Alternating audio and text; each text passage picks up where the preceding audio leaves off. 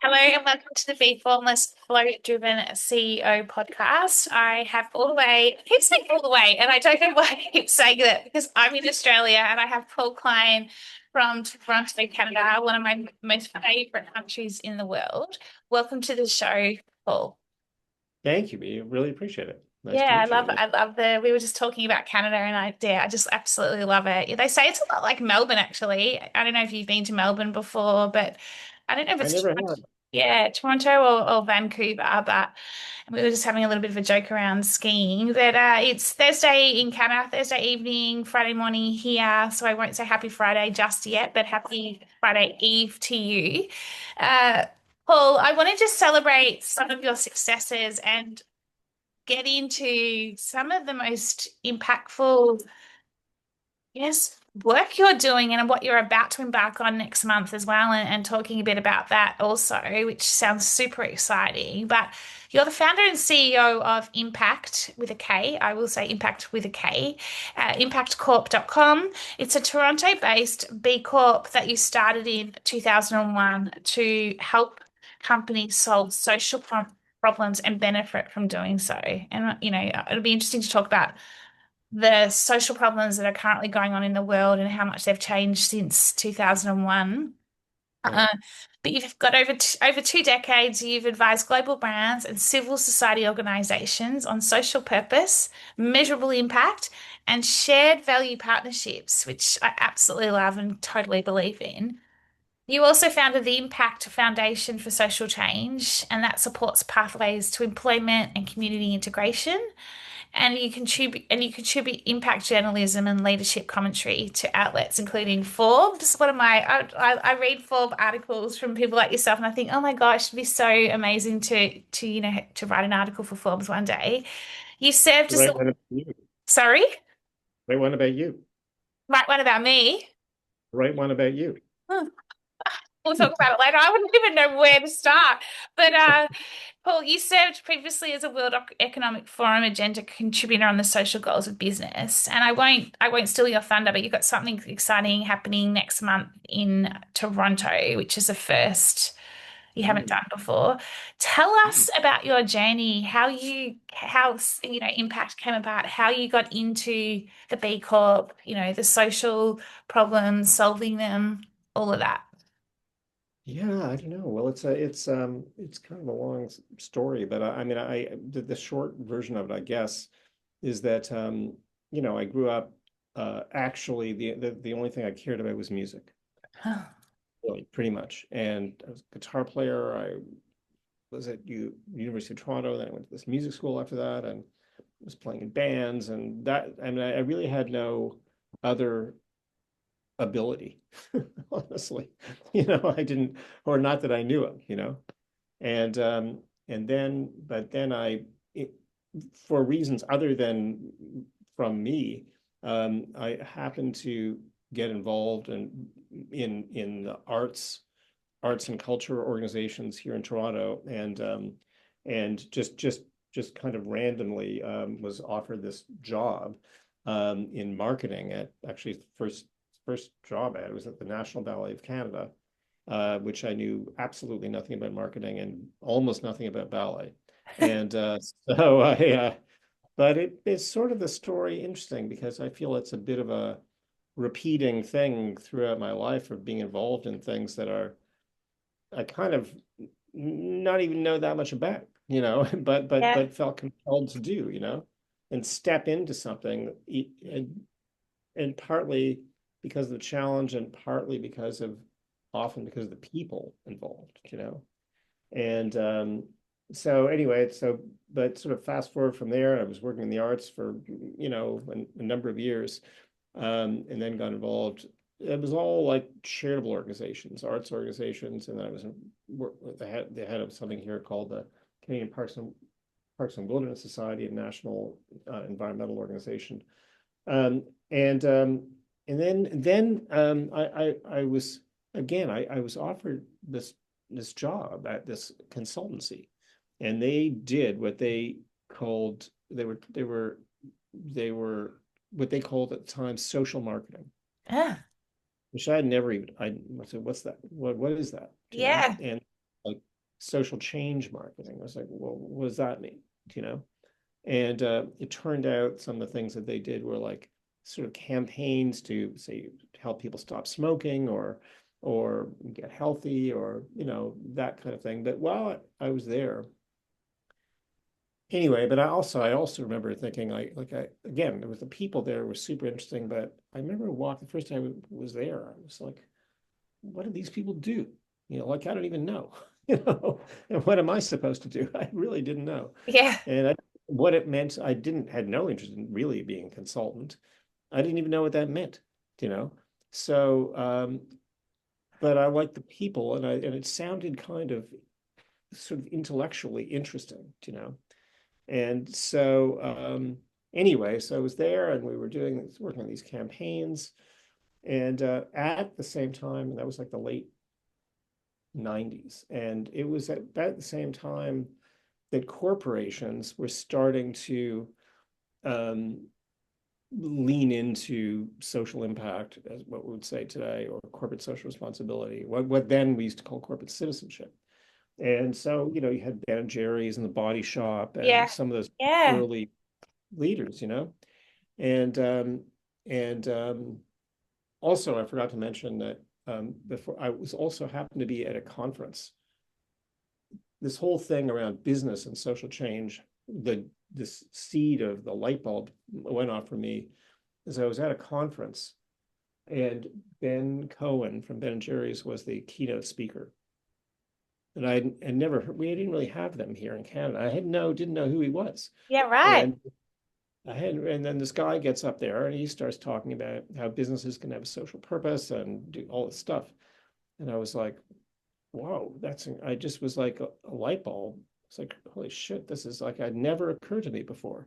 And I thought that is what I would like to do somehow. But I didn't know. I wasn't a business person, or like I didn't even like it was so far-fetched an idea, like it was So from what where I happened was. then? Like you go, well, I want to do Yeah. this, but then you're like, how do I do Yeah. it? Yeah. Well, then I was at this company, this consultancy at the time when companies were starting to get more involved, in social impact. And somehow I brought in a number of clients to this company, these big companies, It was like Pfizer pharmaceutical company and these others. And so we were there and starting to help companies to figure out how they should be socially responsible, be good corporate citizens and so on. And but it was very, very basic, like it would be like, you'd be working for this pharmaceutical company who at the time were like donating to local soccer teams or something.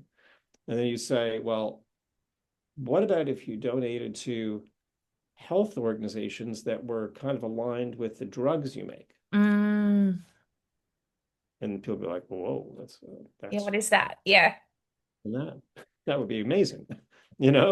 Like they make some heart medication. Well, maybe you should work with a heart and stroke organization. Mm. Like it was that basic, that people hadn't really even thought about that, because they were still like supporting a local soccer team or something. So, and that was, and then I had worked there for like 6 years, and I thought, well, I could, I liked the work, but I wasn't 100% crazy about the whole environment there in this company. And I thought, well, I'll just do this myself, Love it. and like, what do I need this for? So I had no, but that was the extent of my plan. It was like, well, I'll just do this myself. I do kind of the same thing. I'll work at home. I'll, work with these corporations, connect them to, social impact organizations. And that was it. And Did so I you just just, quit? Like, once you'd made your mind up, did you just quit and then that was it? Like, did you have like you didn't have a plan as such, but you would have, but like, did you have clients or anything? Or you were just like, okay, I'm just going to do this now, like, nothing. No, I didn't. I had no clients. I had no plan. I had no money. Yeah, And, because I want to. Yeah, because when you booked in for the pod, and the question around what's one unique lived experience or insight in life, leadership, or business, you mentioned your response was the only certainty is what will happen if you don't try something new, and that was exactly what you did yes, it's true. at that point in time. Yeah, and it's kind of crazy, but it's always true that the best things are these crazy ideas, like like it's not possible usually to like I could have done, what I could have done at the time. I could have said, okay, I'm going to do like an assessment of the business climate and do this, and who's doing what in this area and what the potential for work is and what my fees are going to be and who the competitors are and so on. You know what that would have told me? Zero, because it was barely happening. And or it would have said, this is maybe not a good idea. Mm. You know, And then you wouldn't have probably. done it. Then you wouldn't have done it. It's too high risk. What are you doing? You've got no money. You need to stay in your job. Like you would have just kept doing what you were doing and probably no doubt feeling unfulfilled because purpose and shared purpose, shared values, all of that is so important in what you're in the space you're working in. Well, in any, I think the space for anyone Oh, who I wants to do, agree. Yeah. and so purpose and risk is a big part of that too, Mm, you know, mm. because you can't you could play it safe in your life and in your work, and that does not usually get people that far. It gets people to a certain kind of um and not being judgmental. People do whatever is good for them, $100%. but yeah, so if that's what makes someone happy, going to the job and doing the thing and whatever, and doing that would cool, but Well, that's just not. yeah. I think you're either pushing down the soul talking to you, going, "There's more to this, there's more to that," or you actually have a moment where you're like, I need to do something different now. I can't keep doing what I'm doing." Do you know what I mean? Like that's what happened to me. Like, yeah, it was just I can't. I have to. It's calling me. There's something more here. Yeah, But it's not for the well, faint-hearted. yeah, and there's and I think that we're then it was probably then too true then, but more so now. And there's like the people's idea that because people think, well, it's too risky. I couldn't do that, But I would argue now today that like having any kind of job for, with a corporation or anybody, like that's high risky. That's really high risky right Yeah, now. High yeah, risk yeah, because like, there's no loyalty whatsoever that people have to their work or the work has to them. So, and look at AI coming in, and like there's so much uncertainty now, yeah, and or the political uncertainty, social uncertainty. It's all really messed up, yeah. and any illusion, any idea, any belief that anyone has that there's some kind of certainty in what they're doing is a illusion, in my view. I know I couldn't I agree with you more.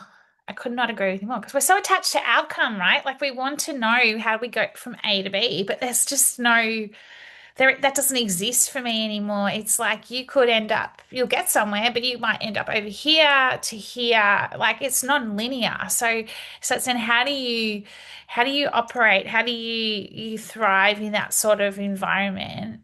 And how do you embrace it? Yeah, and look at this pace of change now. How do you plan? I personally have given up planning. I don't have a plan. Like what's the point? Yeah. And I because I used to do all these plans for impact. Never worked out ever according to the plan. I was like, okay, forget that. I'm not doing any plan. Like there's no point.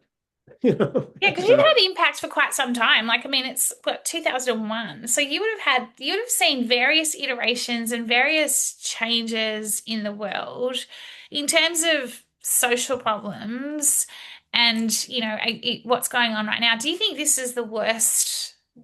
It's a big question, but do you think this is the worst the world's been in in terms of this uncertainty and the flux we're in? Or do you think that this is almost like the tipping point of something is going to fundamentally shift out of this? Because it can't continue the way it is. Like it's almost like it's getting to a crescendo where it's at a tipping. We're almost at this tipping point. Like, what's your view on? Yeah. Oh, it's a big question. I mean, I don't know. I feel like, and I'm sure you feel the same way, and probably any reasonable person would. And, that we have never seen anything quite like this before coming out of the United States Oh, in yeah. particular. Yeah. You know, that what's going on there is unconscionably bad.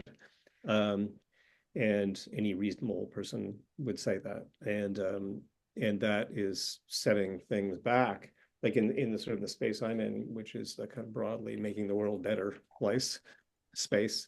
And you've got things like the UN Sustainable Development Goals, and there's that the deadline for achieving those goals is supposed to be 2030, and the likelihood of achieving those goals has been set back immeasurably, and people's personal um, security is at risk. I mean, there's basically a dictatorship in the United States. So that's certainly of which about half the population supports, Mm, which is the strange part. mm. Um, However, I'm an optimist, so like, what do you know? Like, I try not to spend time thinking about that. I just spend time thinking about what I can do here, and I happen to have the good fortune of having a kind of a platform to get the word out in some ways that some people don't, So like if I write, the writing I do for Forbes is, I think of it as sort of social impact journalism, Yeah. because I'm not just writing about, why the bank down the street failed. I'm thinking about like what is the like actually it was a great article recently about an amazing guy in Australia who's got a great company there called Osan Ability Oh, Sam. and I never. Yeah. Osan Ability and I can't think of his name right now, but anyway, you could look up the article in Forbes because was speaking with this guy and he's a CEO and he's like he's got a PhD and he's built this big company all across Australia and the whole company is like the whole what they do is they provide support for elderly people to help them stay in their homes longer, you know, or they also provide support for people with disabilities and stuff, and it's across Australia. And anyway, so we're talking about this stuff, and he's talking about this business, and he says something like, well, but really what's most important is, I believe in this thing what I call return on compassion return on compassion. And he said that, and I was like, whoa, I never heard that before. It was No, one of those neither. You've things. just shared something new with me today, like return on compassion. You should look him up, I and I'll will. I share the will. article I wrote it for Forbes about him and about that. You should have him. You should talk to him. Yeah. And, if you're interested, I'll connect you. Yeah, Um, definitely. Thank you. yeah, but it was one of those things. So it was like, whoa, that's a big idea. Mm.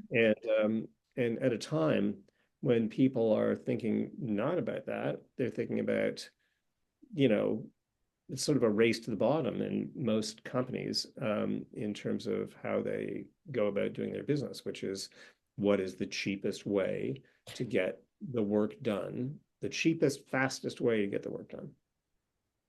It's so true. Like it's so true. And the more you hear about it and like, you're just like, wow, like what's happened? Because I always talk about where's the good. There's a book by Mihaly Csikszentmihalyi who's, the godfather of flow, and he talks, I don't know if you've read this book, but it's called Good Business. And Okay. it's all around, how do you there, the good business requires the purpose piece, but he has this whole chapter on abundance and money and profit and and it's just an amazing graph that shows it's like a, oh, I'll have to send it to you, but it's a brilliant graph, and it basically talks around people's happiness versus the profitability, and where people's happiness drops off, and also where the profitability drops off. I'm not explaining this very well, but you Right. go, and yet we keep pushing and pushing and pushing, and like you say, cutting costs, and then everyone wonders why people are disengaged. It's just like, can we please fix that? Like that, Totally. that's a big thing that I've got on my mind, which is that problem I would love to be part of solving. Yeah, well, connect with this guy, and he also, and I wrote a book 3 years ago called Change for Good, Yeah. and if I knew about this return on compassion thing, then I would have written, I would have for sure included that in that book. Um, anyway, so yeah, we're in a very unusual time, but I think that we're also in a time when um,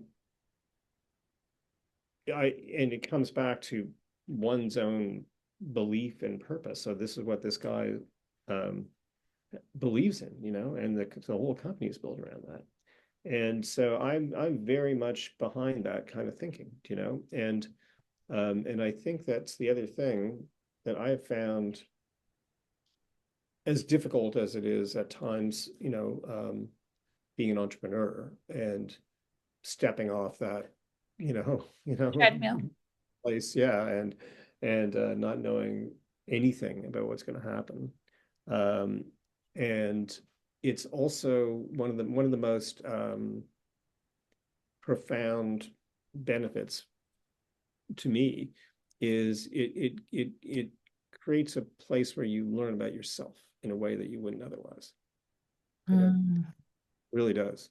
Because it Yeah. takes you to places that are very uncomfortable at Yeah, times. like I was telling you, like last night, being doing this Mm. presentation, I was like, I am like, what am I doing? What am I doing? Sitting Really? here on the screens going, I have no idea what I'm doing right now. Well, No, I did with my no. content, but in the environment I was in, I was just like, I am so far out of my comfort zone. This is ridiculous. And it is crazy. Like I mean, I'm thinking about that Impact forum that's coming up. Yeah, It's tell us about that. Like, tell us a little bit about that because this is something you've never done before, and like it's almost like, but you're doing it, and I love that, and that's the mentality that I believe. And you might think differently, but I believe as an entrepreneur, and I was speaking to a girlfriend about this yesterday. We were talking about you just have to keep going. Like you just have to keep putting one foot in front of the other. You deep down know it's going to work. You have a purpose, you have a passion, you have this, and there's no alternative. But if you quit, you're not going to deliver, or you're never going to meet what you're here to do. So you just have to yeah, keep going. I agree. I agree with that 100%. And yeah, like this thing is, well, over the just stepping back a little bit, maybe over the last couple of years, as you said, like I've had this consulting company for since 2001. And the interesting thing, and I started the foundation, which has its own separate team and executive director, and they're doing great work for refugees here in Canada. Um, and That was interesting because when I started the Impact Foundation and it was getting kind of close to what was going on there, it felt really good. It just felt like really, really fulfilling, to be helping to make that happen. And then at the same time, I was kind of thinking, well, I've been doing this Impact is basically a consulting company, and it's been whatever 25 years or so of that. And I was thinking, this to me doesn't actually feel that rewarding.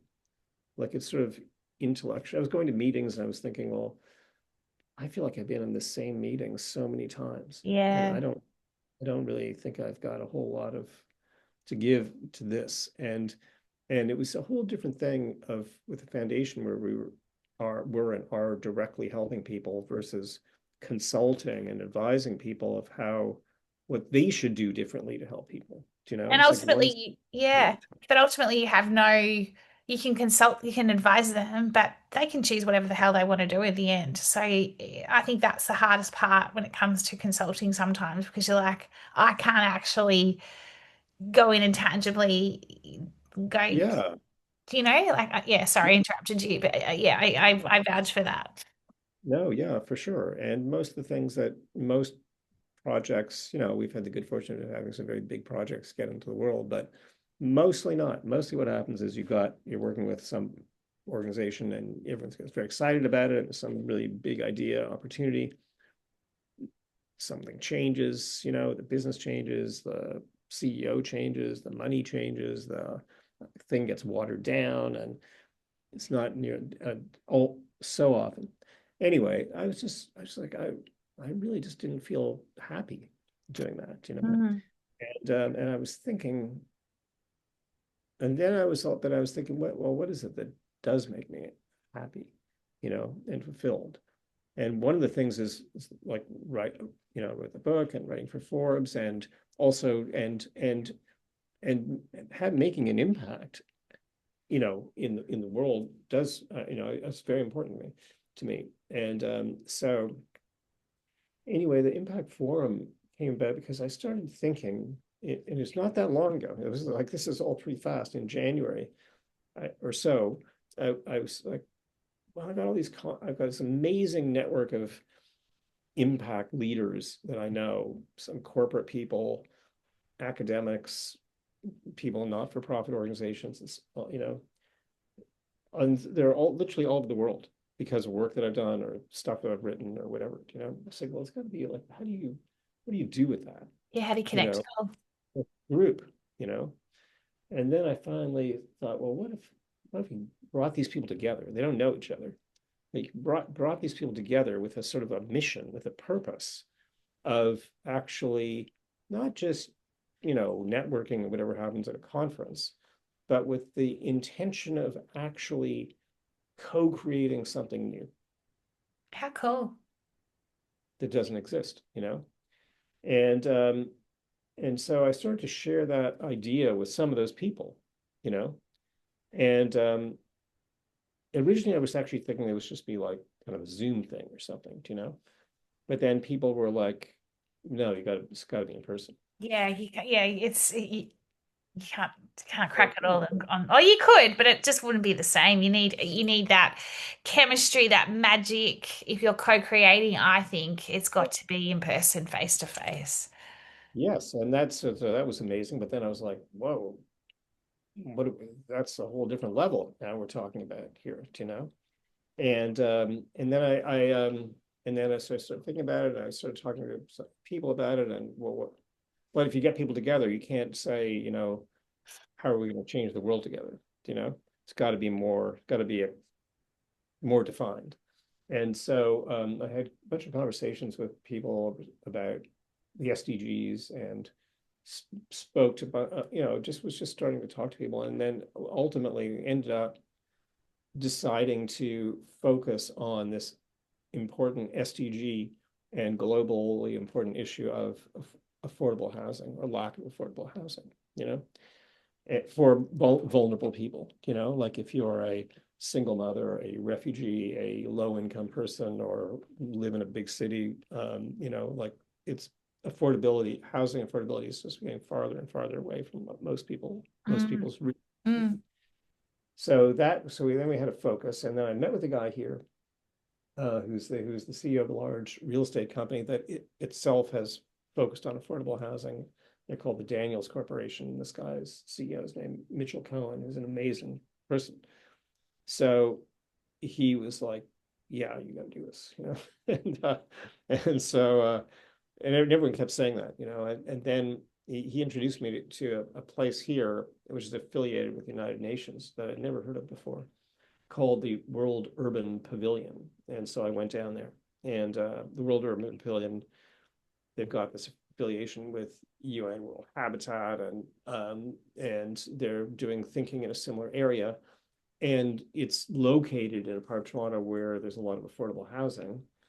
And the person who runs it, was really enthusiastic about it. He said, well, we have a capacity of 60 people here. That's it, 60. And then I thought, okay, we got the people who are interested in this, and I already made a list of the initial kind of people who had already been thinking about evolving. We've got to focus affordable housing. we got a place now, and the capacity of the place is 60 people. So we got, and there we had dates. There were two dates yet, October 22nd and 23rd. So then it was like, okay, we got the place, we got a date, we got a focus, we got the people, and we sort of had the box, it was all there. And that wasn't even that long ago, honestly. But that all came together like that clearly, maybe in May. Wow. And so then you plan, like, like if you're co-creating and you sound like a person that doesn't love too much of a plan in terms of because plans never go accordingly, but you've got people flying from all around the world.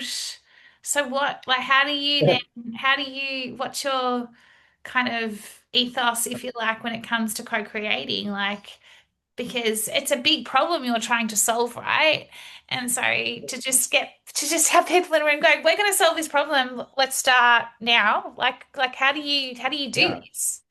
And how do you create an experience for, I mean, the list of people who are coming to this Well, is really, exactly. Yeah, there's expectation, but and so they're all experts, and so then, yeah, it's like, well, what's going to happen? What's the agenda? What's the experience going to be like? How do you do something that we didn't want to have it as a conference? One of the first things I said was no PowerPoints here, it's not going to be that. It's going to be really experiential. I love it. God, yeah, the PowerPoints kill me. Like they actually kill me because you just lose. It's like that. It's for me, it's flow, right? They say, what do they say? We're all being told to think before you speak, but what if you just spoke before you thought? Because that's when you're at your most creative, right? And it's similar to kind of for me like PowerPoints and presentations because you get stuck because you've got this information on your slide, but you're also just trying to, speak without thinking. But then you're consciously then thinking about these slides, and I just go. This is when I'm not at my best because I'm like, this is when I'm at my best talking to you, unscripted. Sure, I've got Yeah. thoughts, but they're not locked in. It's not like a plan. It's like it's back to our A to B discussion earlier. Yeah, sorry, I was very like I'm very passionate about that conversation because we've been told for so long to rehearse script, do this, do that. It's just like kills me It's wrong. sometimes. Yeah. It's actually literally wrong. Mm, You mm, have been told that, and it's actually wrong. mm. Uh, and it's not authentic. And then as soon as you have like a PowerPoint, like what people do, it's almost impossible to speak to a PowerPoint and not try and sell what is on those slides, Yeah, and it does. almost impossible. Yeah, and it's not Yeah. me. Yeah. Oh. Anyway, so what we decided to do in this case was I I put together a small group of a working group of people who themselves were experiencing unaffordable housing or had. Oh, So people with lived experience of unaffordable housing. And we put that group together with the purpose of having them create the agenda for this event, amazing. experts. So, and so we started to have these conversations with them. They've never planned an event like this. They've never, they're, well, neither have I for that matter, but, and, but anyway, of course, what ended up happening was it was like incredible what their ideas were. And now we have a whole agenda for 2 days, which has been co-created by these folks who are experiencing unaffordable housing themselves. I love that. I absolutely love it because you're solving a real tangible problem with people that are actually in it versus solving a problem and not being a lived experience and like oh well this is what we think they need versus this is actually how we can Yeah. solve it. And you know what? When these people come to this conference, the first voices that they are going to hear are these people who helped create the agenda, who've not helped. They did, they co-created the agenda. But they're going to share their own experiences and share the experience of creating the agenda. Wow. So this could be the start of many forums. This is It, it is. it's this first one, and we're calling this the inaugural one. So what we're going to do is we're going to have because the sustainable development, deadline for the sustainable development goals is 2030. And so here it is 2025.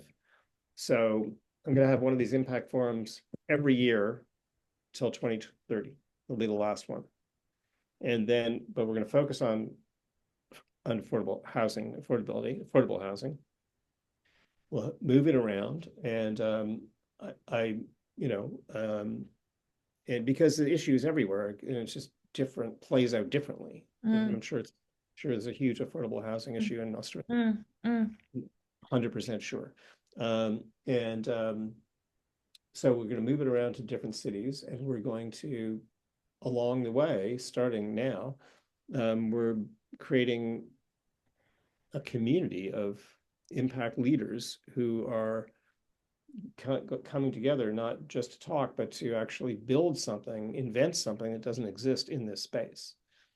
And so, and then we are going to make sure that whatever that thing is that comes out of those 2 days in October is going to be implemented before the next event. I love it. I love your, yeah, I love your the looseness of the plan as such in terms of, but you're very clear on what the intention is. I think there's a difference between a plan and an intention. Like Mhm. you intentionally, the way you've just spoken intentionally about this is what we are doing with an end goal of, Yeah, concluding by 2030.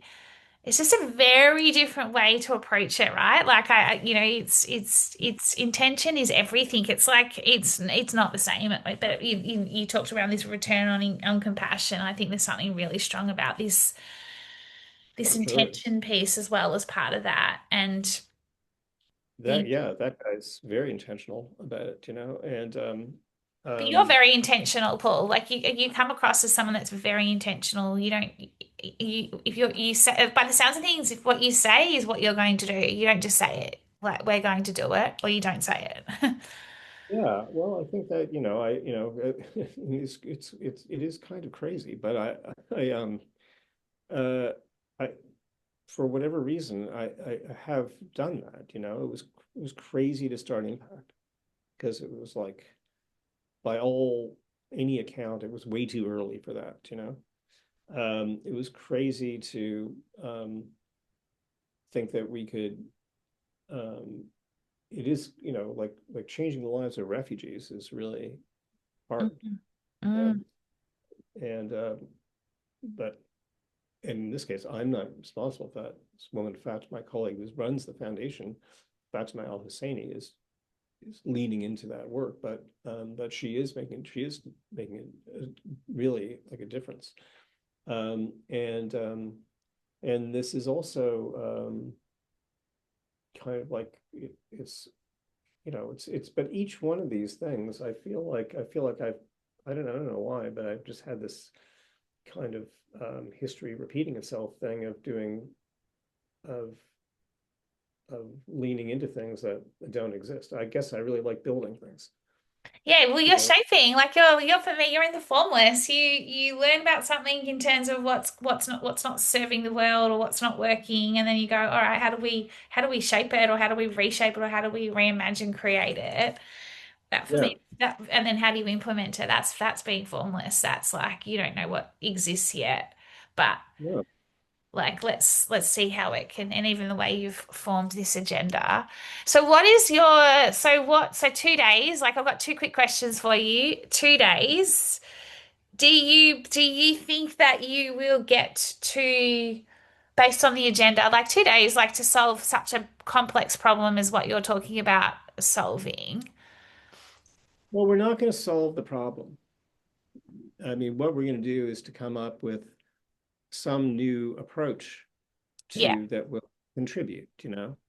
And that's going to be f framed by the experience of people who are living in unaffordable housing, and it's going to be um, co-created by these amazing group people who are coming together. And Mm. not all these people are affordable housing experts, by the way. Yeah. Like some of them are. But some people are, are, doing things that maybe are related. Like one of the women who's coming to this she's incredible. She's her name is Megan Blight, and she's the CEO of the world's oldest degree granting college for women in the world. Wow. And that is in rural Georgia, and it's called Wesleyan College. And but there's all kinds of issues around affordability for students in housing. You Yeah. know, that's a real thing.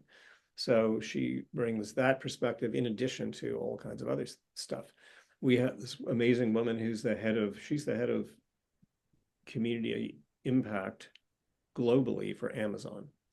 And Amazon also has like a $3.5 billion affordable housing initiative, Yeah, right. which I never actually hadn't heard of before. We have this amazing person he's the CEO of Covenant. Do you have Covenant House there? Covenant House, potentially, Covenant potentially. House. Yeah, that's an amazing organization that helps youth who've experienced homelessness. Yeah, right. And I'd say, yeah, so we definitely have that, but I don't know whether it's Covenant. yeah, so he's coming. So these are the kinds of people who are coming to this. There's an Indigenous woman from here who's, she's got started a whole fund to finance affordable housing for Indigenous people living on and off reserves. I don't know if you have reserves for Indigenous Aboriginal people there. Do they live in their own like designated places sometimes? Yes, yeah, yeah, So it'd be the same thing here. yeah. And it's of course sort of a disaster, and so she started this fund to finance building affordable housing for Indigenous people here. So these are the kind like, and there's a woman who's coming from Finland who's she has a company called Inclusive, and she's one of the most amazing people I know of in the whole DEI space. Oh, okay. Incredible. It doesn't necessarily do affordable housing, but obviously people who need affordable housing have all kinds of other barriers, right? And so that's what she knows about. And the well, this person from Osan Ability might be coming from Australia. He might be Yeah, coming to this. very I don't. cool. It's like you've got this group flow going on, or this team flow going on, where it's like everyone's just going to be coming up with, all these creative ideas and co-creating and solving. One Yeah. final question for you, Paul. What would be my one final question for you? Hmm.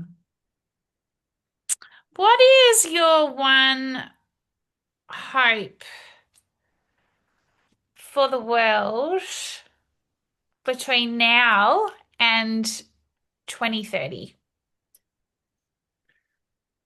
I don't know. I hope that there's some sanity that comes back to the United States. You Mm, know, that's one thing, and because it's influencing so many other countries.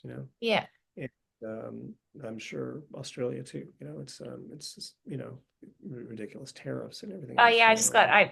yeah. I was speaking to, oh yeah. So it's absurd that a country as far away as Australia is influenced by this idiot. And so I hope he's gone, but he doesn't want to go. So he, so that's the challenge, right? And um,